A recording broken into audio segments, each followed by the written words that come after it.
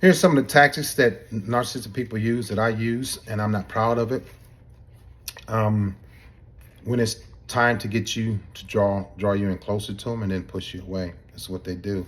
Eye contact, because they know you like eye contact. We're talking, we're communicating. I'm looking in your eyes, you're looking in my eyes. I want you to feel me. I want you to feel my presence. I want you to know that I am there for you, but I'm actually not there for you.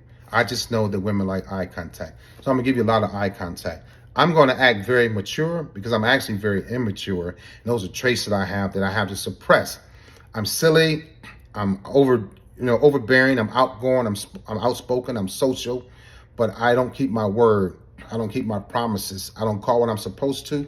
I don't show up when I'm supposed to. I know these things. It's going to come out. So right now, I have to act very mature so that you think that I'm mature. I'm also going to act very polite.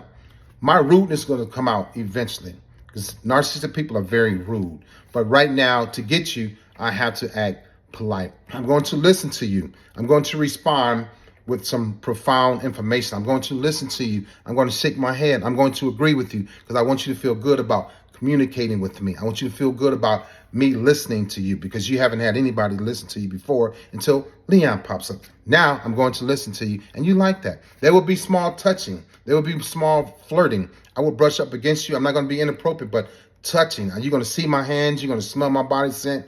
You're going to look at my hands. I'm well groomed. I'm hey girl, how you doing? Little light hugs and stuff like that. Nothing that's going to push you away. Nothing that's going to be alarming.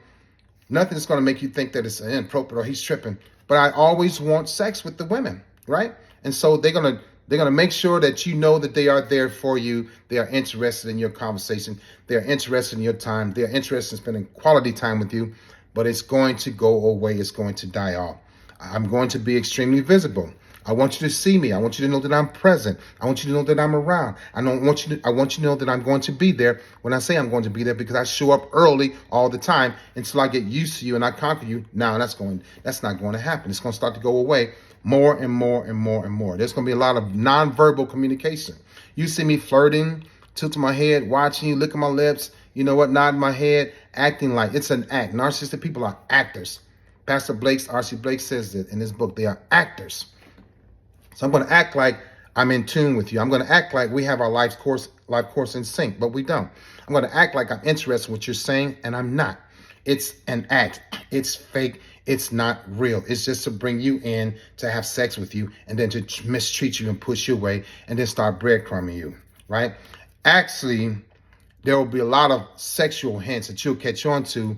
You may like them, you may not like them, but I'm so cool and calm and polite and mature that you go, oh, he's not going to do anything wrong. No, this is just to reel you in, to get ultimately to have sex with you. And now that I've done all of these things, I'm polite, I'm mature, I listen to you, I show up on time.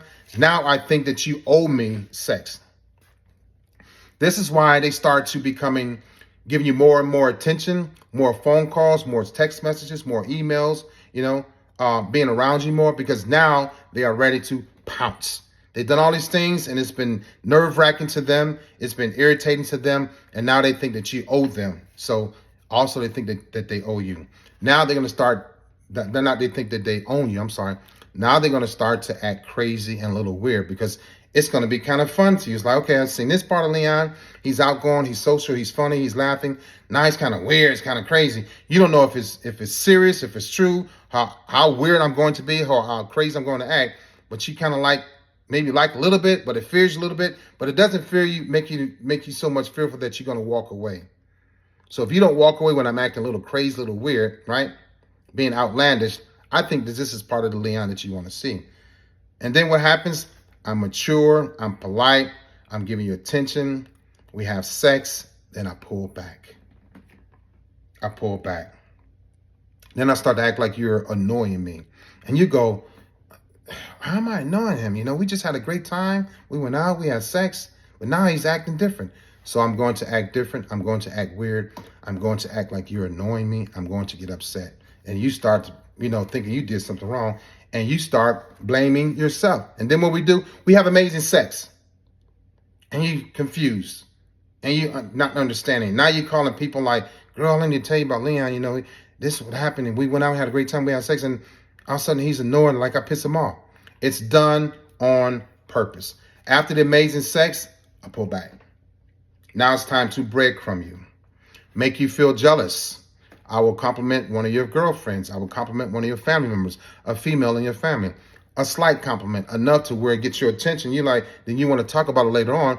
Then I'll accuse you of being jealous of your girlfriend or your family members, and you stop bringing it up. And now I'll go back to being annoyed because I can't communicate with you about your family members. Although I said something inappropriate, I didn't think it was that bad, so I blame you. And you go, now you're acting even more confused, right? Then after that, they become mean and grumpy and annoyed. And then what happens is, you're like, wow, we got into it about my sister. I think, let me call Leon. You call, I come back, and guess what? We have amazing sex again. And it starts over. After the amazing sex, and you've taken the blame, I flirted with your cousin or your female friend. I'm polite, right? I'm mature. I'm weird. I'm crazy. I ask you for a favor. It's going to always be after amazing sex. Then I become evil to make you feel bad. After the favor, after the amazing sex, I become mad and angry and annoyed all over again. It's a ploy. It's an act to keep you off balance, right? Then I come back around like I didn't do anything wrong. And I bring you a nice little gift. Not an expensive gift, something to make you think that I care about our situation, about our relationship. And it starts over and over and over again. What you have to do is remember that don't give up sex too soon. That's very, very, very, very dangerous. When a woman gave me sex too soon, I lost respect for her. When a woman gave me sex too soon, I didn't like her as much as I did in the beginning. When a woman gave me sex too soon, I felt like she was doing that to the next guy too, so she wasn't important to me. You have to find out this person's parents, their past, their addictions, their medical conditions. These are questions you need to ask about these people when you're dating them, and not just get into somebody because they look good or they're in a fraternity or a sorority, or they got a nice house, a nice car. Talk about their parents, their past. What's been passed on to them genetically? What's in their DNA? A lot of people don't want to talk about it, or they don't know, or they haven't even thought about it, right? Not one woman has ever asked me about my parents when I was dating somebody.